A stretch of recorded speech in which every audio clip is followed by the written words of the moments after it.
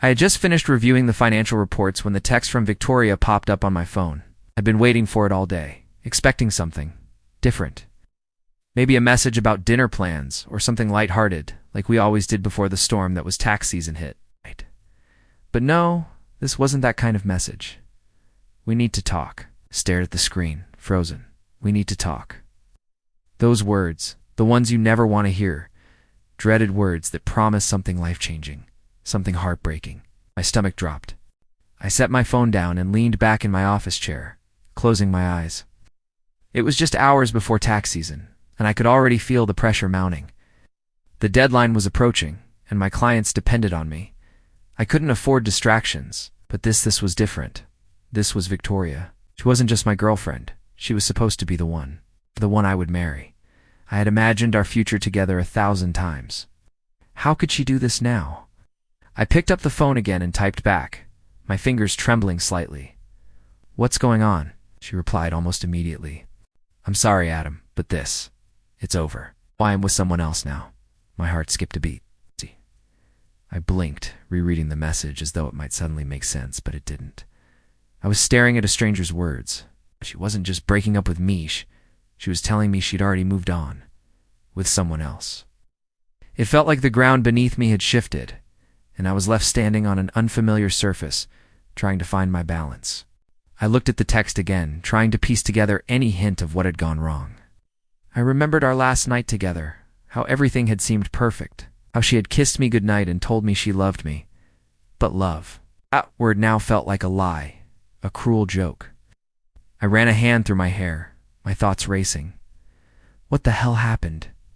I muttered under my breath, my voice breaking. I needed answers. But Victoria wasn't here to give them to me. She was somewhere with him. Charles Burnett, the man I thought I could trust.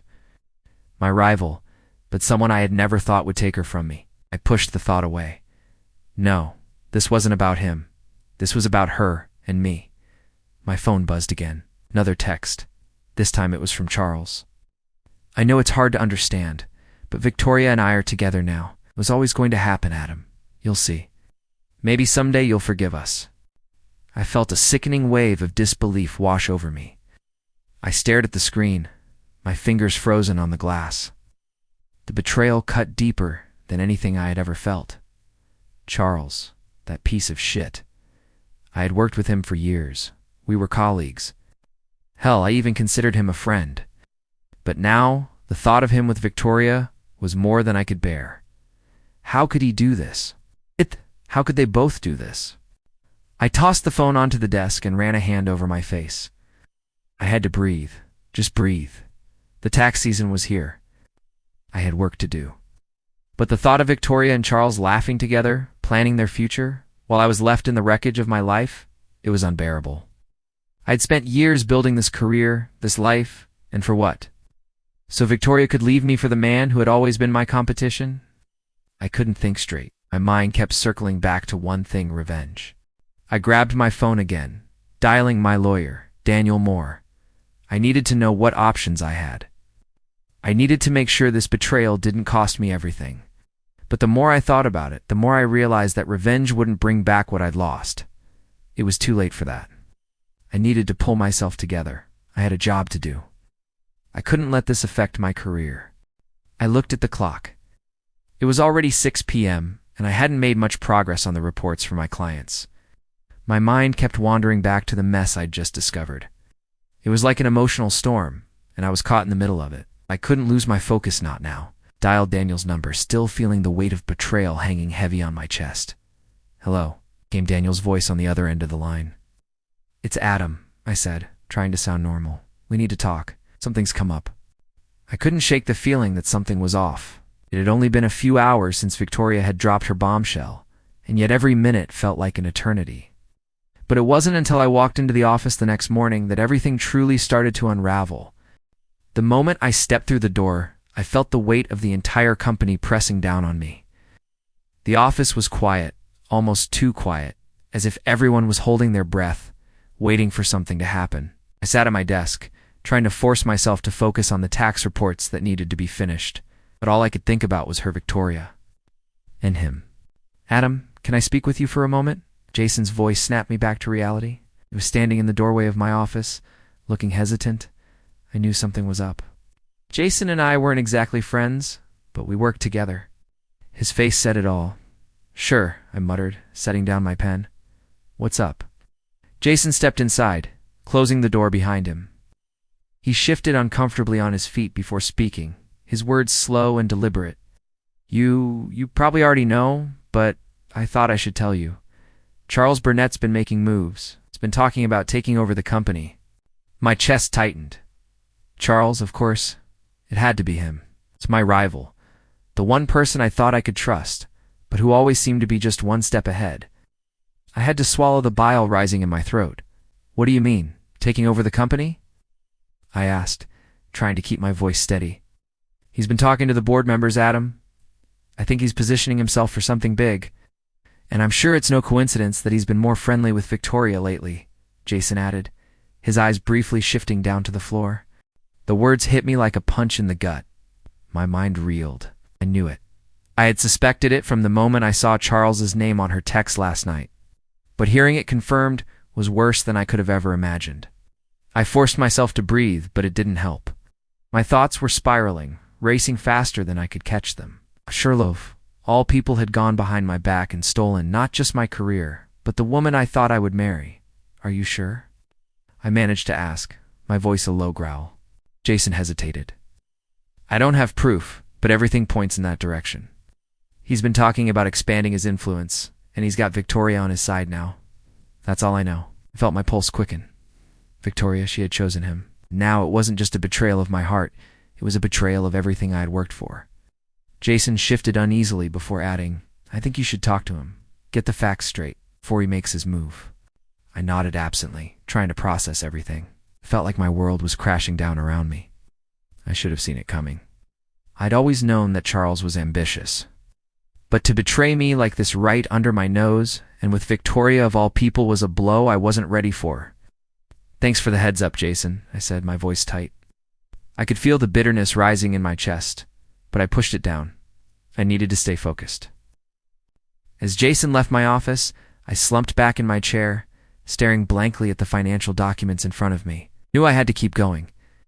Tax season was in full swing, and my clients were counting on me. But how could I focus on anything when my entire life was falling apart? I picked up my phone and stared at the screen. There it was, again, Victoria's name flashing at me. I knew I shouldn't, but I couldn't resist. I tapped the screen and sent her a message. "We need to talk now." I wasn't sure what I hoped to achieve with that message. I wasn't ready to face her, but I needed answers. I needed to know how far this betrayal ran.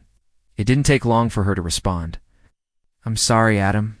I didn't want to hurt you, but this is what's best. I'm with Charles now. I don't know what you want me to say." I squeezed the phone in my hand until my knuckles turned white. My chest was tight with anger, with hurt, with so much emotion I couldn't sort through it all. This wasn't the woman I knew.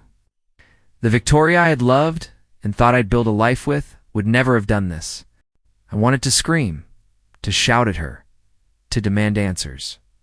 But what would it change? What could I possibly say that would make this right? I threw my phone down on the desk. Charles, Victoria, my whole world, everything I had worked for, it all felt like it was slipping through my fingers. I didn't know how to handle this. I didn't know how to fix it. I leaned back in my chair, closing my eyes, trying to calm my racing thoughts. In the end, I had a choice to make. I could let this destroy me, or I could use it to fuel me. I could let Victoria and Charles take everything from me, or I could rise above it. I knew what I had to do. The game had changed, and now it was time for me to take control. I stared at the contract, the words blurring in front of my eyes. The weight of the betrayal still sat heavy on my chest. The sting of Charles and Victoria's actions gnawing at me was all I could think about. The mess they'd made of my personal life, the way they'd torn it apart. But there was something else now, something I wasn't prepared for. It wasn't just the heartbreak that was eating away at me. It was the contract. The legal document that tied me to the company in a way I hadn't fully understood until now. I had never thought to check it thoroughly before, not with all the deadlines, the pressure from clients, and Victoria by my side. But now, I had no distractions. And the moment I started scanning the fine print, I saw it. clause buried in the middle of the contract. The one that gave the company full control over my future, no matter what happened in my personal life. Even if I walked away, even if I wanted to quit in the wake of this betrayal, I couldn't just leave. I was legally bound to stay. It was a trap, a cage designed to keep me here, to keep me working. I sat back in my chair, stunned. How could I have missed this? How could I have signed something so restrictive, so controlling? I felt a surge of anger rising in me. The thought of Charles sitting at the top of the company, knowing full well how deeply this was affecting me, made my blood boil. He and Victoria had conspired behind my back, and now, with this clause, they could keep me under their thumb forever. I clenched my fists and let out a low, frustrated breath. This wasn't fair. This wasn't right. But as I scanned the clause again, I realized something. This contract, this silent, unspoken agreement, could be the very thing that saved me. I stood up, walking to the window and staring out at the skyline of London. The cool breeze brushed against my face, offering a momentary sense of calm in the midst of the storm raging inside me. I couldn't let this betrayal destroy me. I had a choice. I could either give in to the anger and let them control my life, or I could turn this situation into my advantage. I had to be patient. The silence in the contract could be my strength. I could bide my time, wait for the perfect moment to strike back. I didn't need to rush into action. I didn't need to make hasty decisions. Needed to play this carefully, strategically. But the toll this emotional battle was taking on me was undeniable. Every time I closed my eyes, I saw Victoria's face, the same face that had once promised me forever. Now, she was with Charles, and I had been left behind. The betrayal was raw, sharper than I ever thought possible. I heard a knock on the door, and without thinking, I called out, "Come in." It was my mother, Maggie. She walked in, her presence always a comforting one, a steadying force in the chaos of my life. She looked at me, concern written across her face.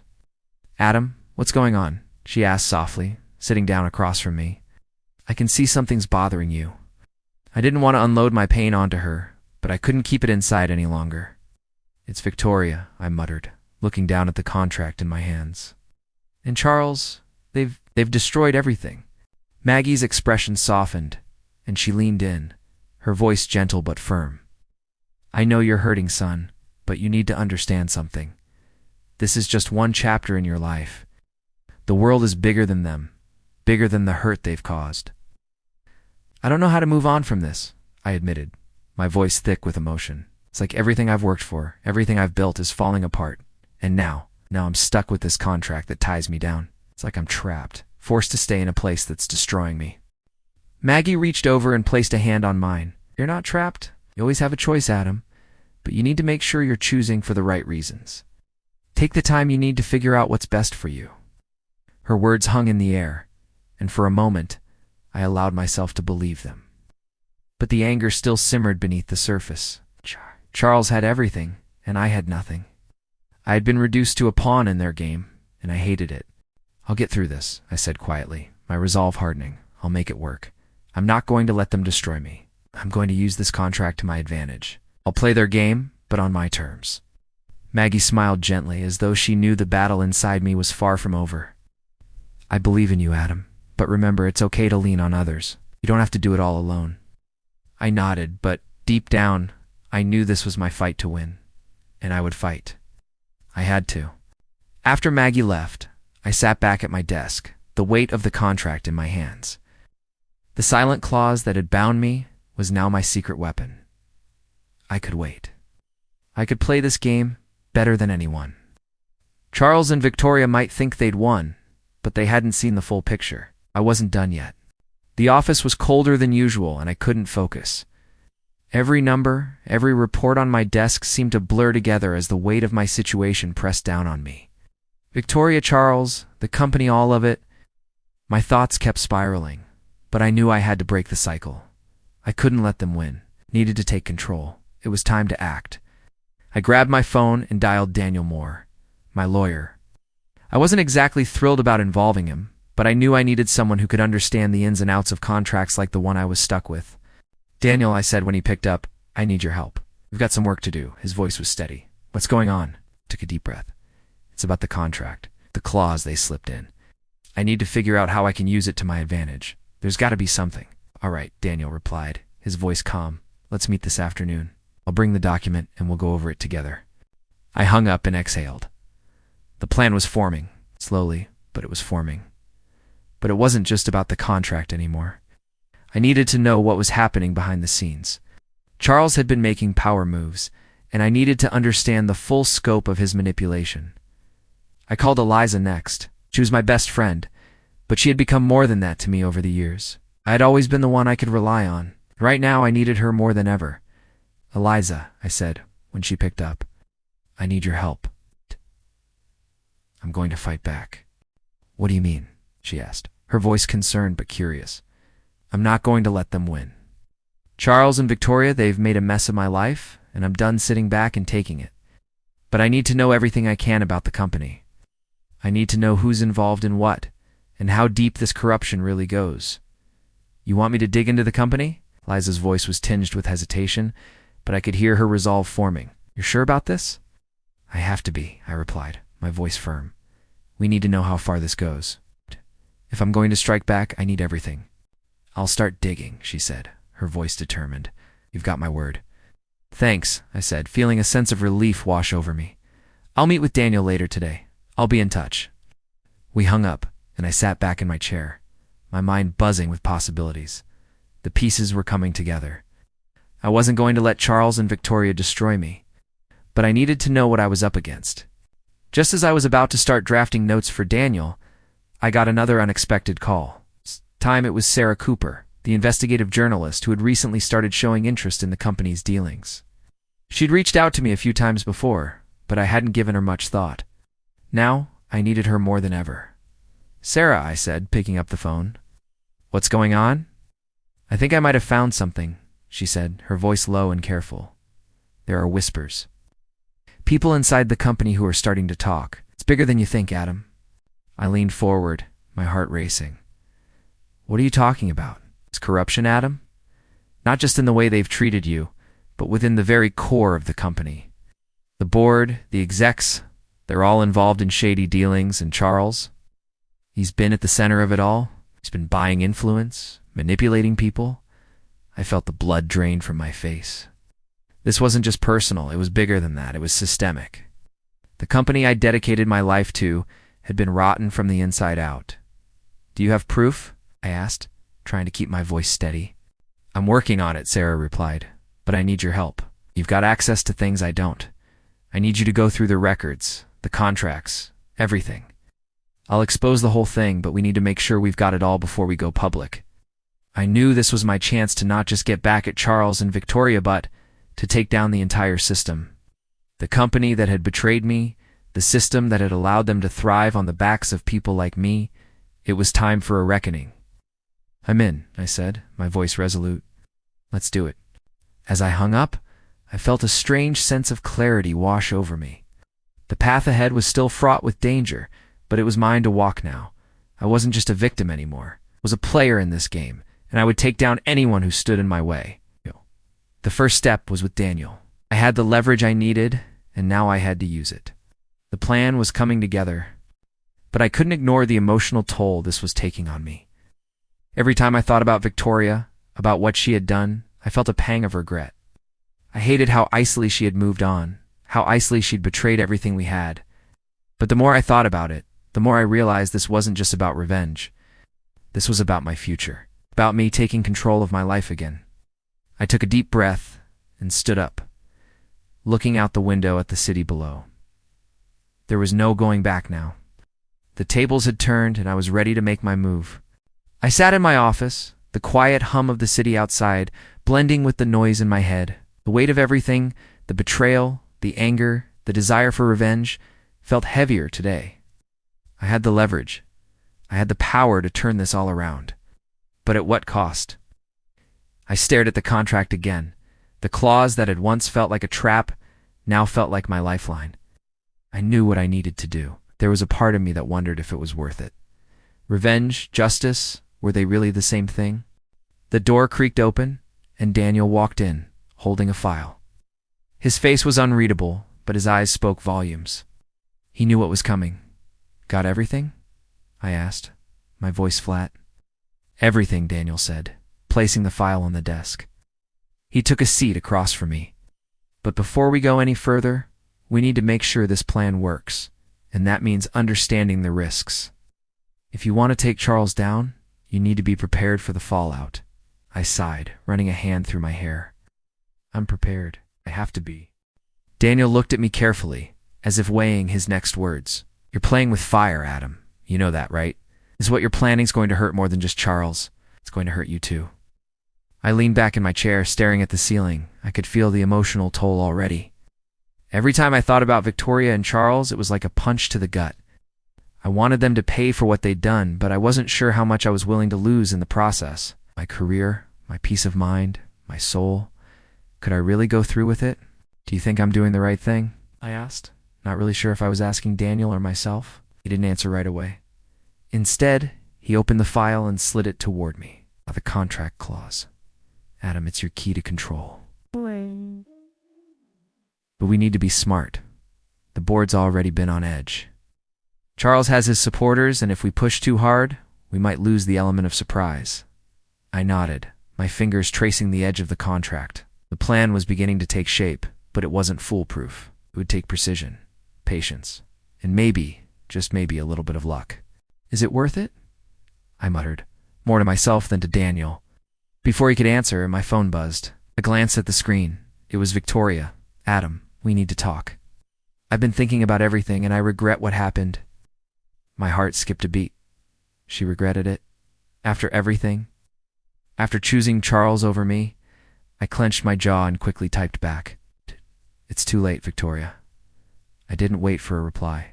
Instead, I turned to Daniel, who was watching me closely. She regrets it, I said, my voice tight with emotion. But I don't know if that changes anything. Daniel raised an eyebrow. You really think she regrets it? Or is she just seeing the mess she's made and trying to salvage something? I couldn't answer him. I didn't know what was in Victoria's heart anymore. All I knew was that she had betrayed me. She had chosen Charles, and now everything was about to change. Let's focus on the plan, I said, shaking my head, trying to push the emotions aside. I can't let this drag on any longer. Daniel nodded. All right, we move forward, but remember, the more you pull the strings, the more you're going to be exposed. This is a dangerous game, Adam. I looked at the file, my heart pounding in my chest. It was time to take the first step. I couldn't go back. The contract. My silence. These were my weapons. I would use them to destroy everything Charles had built. But as I thought about Victoria, her regret echoing in my mind, I couldn't help but wonder, was this justice? Or was I just becoming like them? The plan was in motion, but the emotional cost was higher than I'd imagined. It had only been a week since I set the plan in motion, but already the walls were starting to crumble. Charles and Victoria were scrambling to keep their grip on everything, trying to cover their tracks as the fallout from their betrayal began to unfurl. The company, the one I had built my career on, was exposed in ways I couldn't have imagined. The shady dealings, the corrupt practices, everything was slowly coming to light, piece by piece. And with every new piece of information, my control over the situation tightened. I sat in my office, staring at the financial reports in front of me, but my mind was elsewhere. Victoria had reached out again, but I ignored her. Couldn't afford to be distracted by her regret. Not now. Now when everything I had planned was coming to fruition. The phone rang, pulling me back to reality. It was Daniel. Adam, he said, his voice low and serious. I've got news. Things are moving faster than we expected. The board's starting to turn against Charles. He's losing support. My pulse quickened. What do you mean losing support? I mean, the whispers are growing louder. People are starting to talk. Charles is no longer the golden boy. He's on the defensive. And with everything coming out about the company's financial dealings, people are starting to question his leadership. I couldn't suppress a smile. It felt like a small victory, but it was a victory nonetheless. And what about Victoria? She's trying to hold everything together, but her influence is slipping too. She's already taken a hit from this. People are starting to see her for what she is.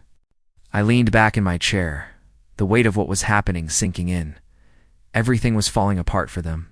The company was disintegrating under the weight of their lies. But was this really enough? Was this justice? You still think this is the right move? Daniel asked, his voice almost questioning now. You've got them on the ropes, but you've got to know, there's no going back once we push forward. You've burned bridges. I glanced at the file on my desk. The plan had worked, but it wasn't the kind of victory I'd imagined. Watching Charles and Victoria scramble, their empire of lies crumbling around them, should have felt satisfying. Instead, it just felt empty. I'm not sure, I admitted, my voice quiet. It's hard to look at this and not feel like I've crossed a line. Daniel was silent for a moment, then sighed. I get it. But don't forget why you're doing this. This isn't just about getting revenge. It's about getting control back. It's about standing up for what you deserve. I wanted to believe him. I really did. But the guilt was starting to eat away at me. What did I become? Was I really any different from them? Thanks, Daniel, I muttered, hanging up the phone. I needed time to think. I wanted to figure out if this was really the kind of person I wanted to be. There was a knock at the door.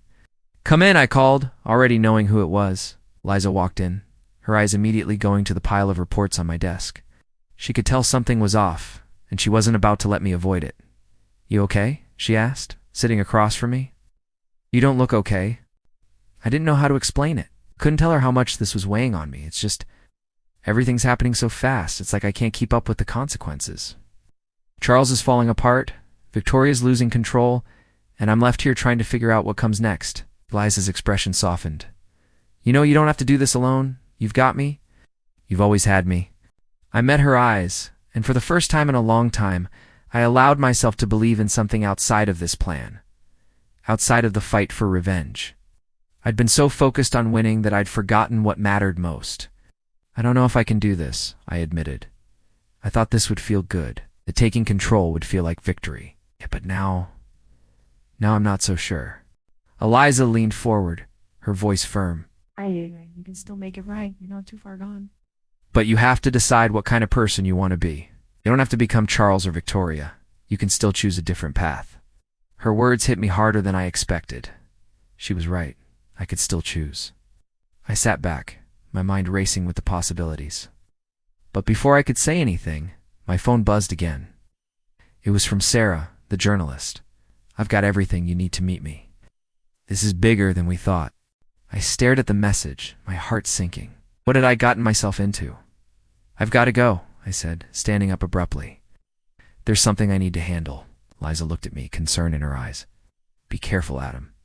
This isn't just about the company anymore.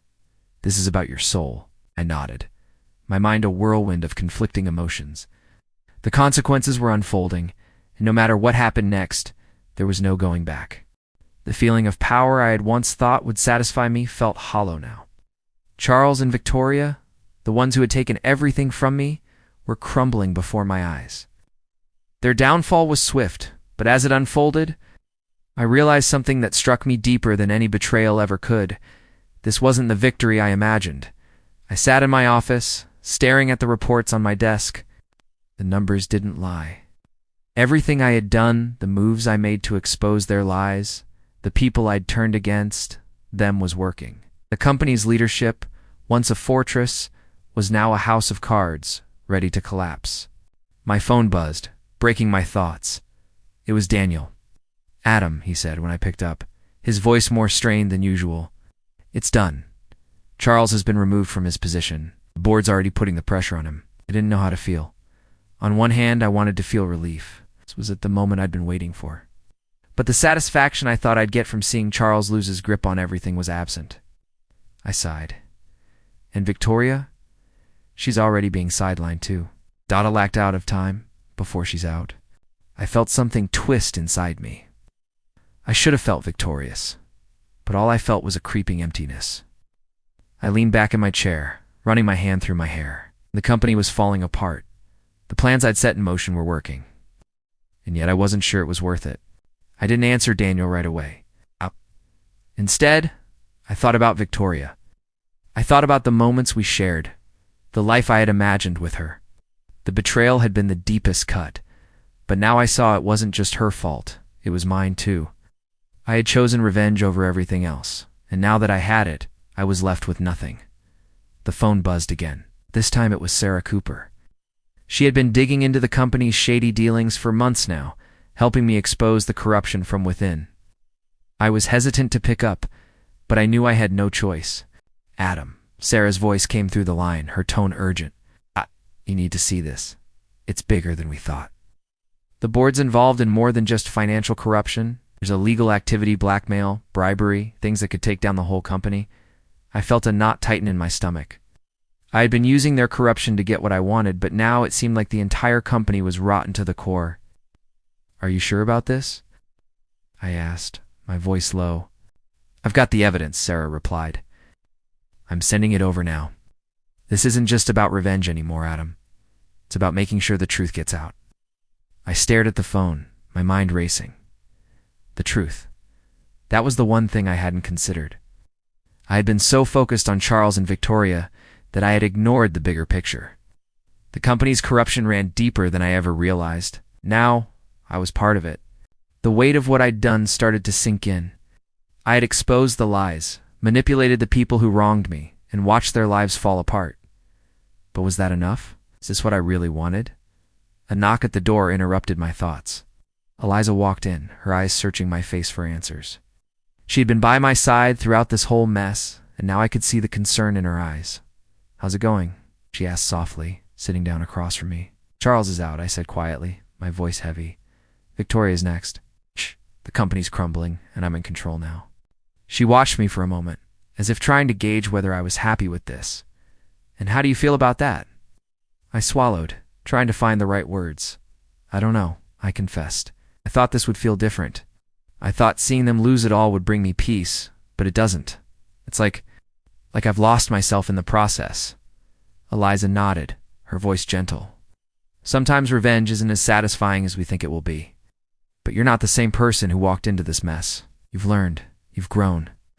And now, it's time to decide who you want to be going forward. Her words hit me harder than I expected. She was right. I had changed. I wasn't just a victim anymore. But in the pursuit of revenge, I had lost parts of myself. And now, with everything crumbling around me, I had to decide if the cost was truly worth it. I stared out the window, watching the city below. The buildings, the streets, everything seemed so small from up here. It all felt so insignificant now. Do you think I can fix this? I asked. More to myself than to Eliza. She smiled softly. I think you can, but only if you choose to stop living in the past and start building something new. You've got the power to change things, Adam, but you've got to decide what you want that to look like. I didn't know the answer yet, but for the first time in a long while, I felt like I had a choice. I wasn't just a pawn in someone else's game anymore. The pieces were in my hands now. I didn't know what would happen next, but I was going to find out. The silence in my office was deafening as I sat there, the weight of everything finally beginning to lift. For the first time in months, I didn't feel the pressure of revenge bearing down on me. The chaos that had consumed me for so long, Charles, Victoria, the company had all become a distant memory. What mattered now was the person I was becoming, not the battles I had fought. I picked up the contract again, the one that had once felt like a cage. It was still there, the claws that had bound me. But now it wasn't a symbol of my defeat. It was my key to freedom. I'd learned to take control of my own life, to stop letting others dictate my worth. I didn't need their approval. I didn't need the validation I had so desperately craved. The door creaked open, and I looked up. Eliza stood there, a hesitant smile on her face. We hadn't talked much since everything had unfolded. I had been so caught up in my own self-destructive journey that I hadn't really stopped to consider how this had affected her too. Hey, she said softly, stepping into the room. How are you doing? I leaned back in my chair and exhaled slowly. Better, I said, the word feeling foreign in my mouth. I'm finally starting to understand what all of this means. Not just the company or the revenge, but ... me. I've spent so long trying to fight back, trying to prove something I forgot what really matters.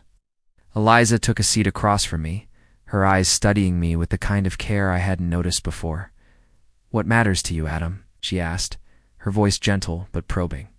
I paused, looking out the window at the city below. The answer wasn't immediate. It was something I'd been running from for so long I hadn't even realized it until now. I thought success was about winning, about showing them that I could come out on top, but now I know it's about something else. It's about peace. It's about being okay with who I am, whether anyone else sees it or not. Eliza nodded, a knowing smile tugging at her lips. You've been through a lot, but you're starting to see what's important. That's progress, Adam, more than any revenge could have given you. I leaned forward, my hands clasped tightly in front of me. I couldn't see that before. All I saw was the need to win. I had to prove to Victoria, to Charles, to everyone that I wasn't weak. But it wasn't about them. It was about me. It's always been about me. Yes, and that's why you're changing, she said quietly. You're realizing that your worth isn't tied to what anyone else does to you. You're in control of that now.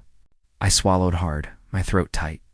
I don't want to be the person I was before. It's the angry one, the one who only saw revenge as a way to heal.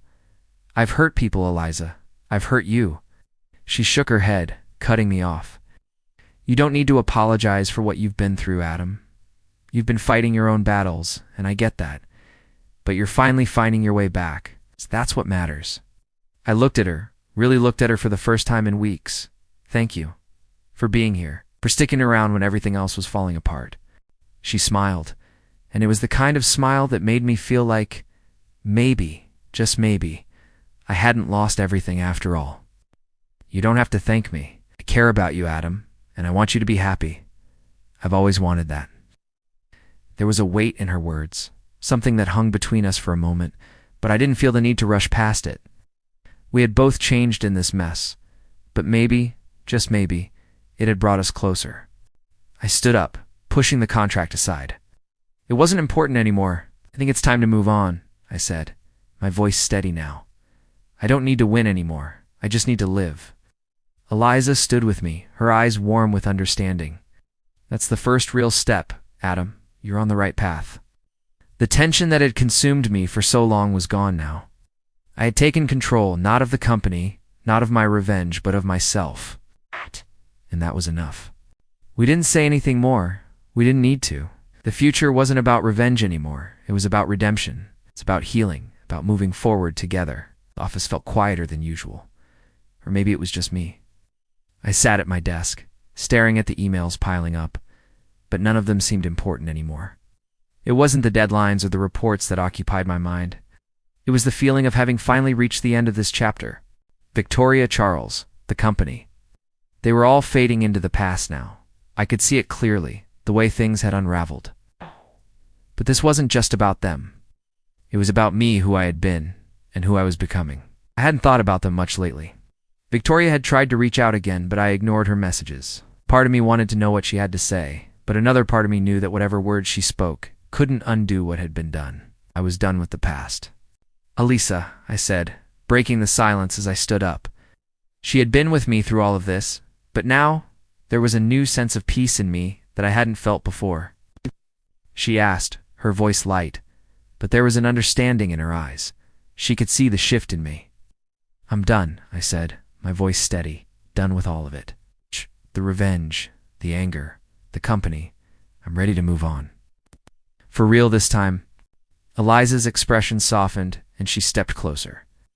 You've been through so much, Adam, and now you're letting go. That's huge. I nodded, feeling the weight lift off my chest, letting on to the past, letting it control me. But not anymore. The company's changing. It's in new hands now. People who actually care about where it's going. The new leadership is good, huh? Lisa asked, her tone casual, but I could hear the pride in it. Better, I replied. It's not just about taking down the bad guys. It's about rebuilding something, starting fresh. There was a moment of silence between us, and I felt the sting of everything I had lost. But that pain was starting to fade, replaced by something else, something hopeful. I've learned a lot through this, I said quietly, looking out the window at the Liverpool skyline. I've learned that revenge doesn't fix anything. It just makes you like them, bitter, broken, lost. Lisa nodded. You're finally free, Adam, and I think you've always known that. I smiled, the weight of her words sinking in. She was right. I had always known. But now I was ready to embrace it. There's one thing I still need to do, I said, standing up straighter, more certain than I'd ever felt. I need to let go of Victoria, truly. I can't keep holding on to the anger. It's exhausting. Eliza gave me a reassuring look. You're stronger than you think. I used to think I needed to prove something, I said, my voice quieter now. But I don't need anyone's approval anymore. I've been through the worst of it. I'm still standing.